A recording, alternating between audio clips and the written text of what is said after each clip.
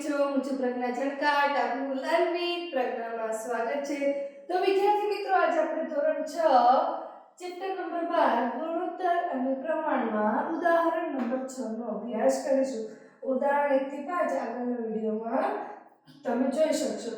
મેરીના ઘરથી શાળાનું અંતર અને જોનના ઘરથી શાળા વચ્ચેના અંતરનો ગુણોત્તર 2:1 છે. મતલબ કે મેરીના ઘરથી શાળાનું અંતર અને જોનના ઘરના શાળા વચ્ચેનું અંતર સરખામણી થાય તો મેરીના ઘરનું મેરીનું નામ પહેલું છે એટલે 2 થયું અને જોનના ઘરનું 1 એટલે 2:1. એટલે તમે કહી શકો કે મેરીનું ડબલ છે જ્યારે જોનનું અડધું છે. હવે એમાં પ્રશ્ન, કોણ શાળાથી વધુ નજીક રહે છે? તો આપણે ગુણોત્તર પરથી તરત કહી શકીએ કે નજીક કોણ રહે છે? જોન.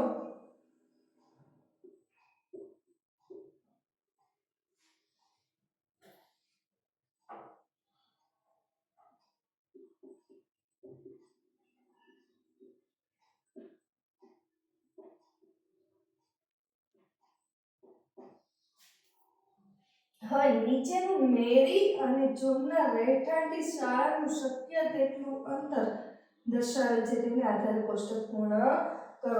હવે ગુણોત્તર તો આપેલું છે 2:1.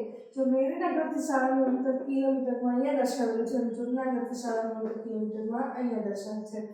જો જોનનું ઘર 5 કિલોમીટર હોય તો મેરીનું કેટલું થાય? 10. કેમ તો કે 2:1 એટલે કે 1 × 2 તો 5 × 2 10. એવી જ રીતે જ્યારે જોનના ઘરનું અંતર 4 કિલોમીટર હશે ત્યારે મેરીના ઘરનું 4 × 2 8. હવે ઊંધું થયું કે મેરીના ઘરનું કિલોમીટર આપેલું છે જ્યારે જોનના ઘરનું શોધવાનું છે. તો મેરીના ઘરનું કિલોમીટર 10 આપેલું છે ત્યારે 5 થયા એટલે કેટલા વડે ભાગાકાર છે? 2 વડે. જ્યારે મેરીના ઘરનું અંતર 8 કિલોમીટર હતું ત્યારે જોનના ઘરનું કેટલું છે? 4 હતું. તો કેટલા વડે ભાગાકાર થાય? 2 વડે. તો અહીંયા પણ એવું થશે 4 × 2 એટલે 2. એટલે કે જોનના ઘરનું અંતર જ્યારે 2 કિલોમીટર હશે ત્યારે મેરીના ઘરનું અંતર 4 કિલોમીટર હશે શાળાથી દૂર. હવે જ્યારે 3 × 6 અને 1/2. રેડી?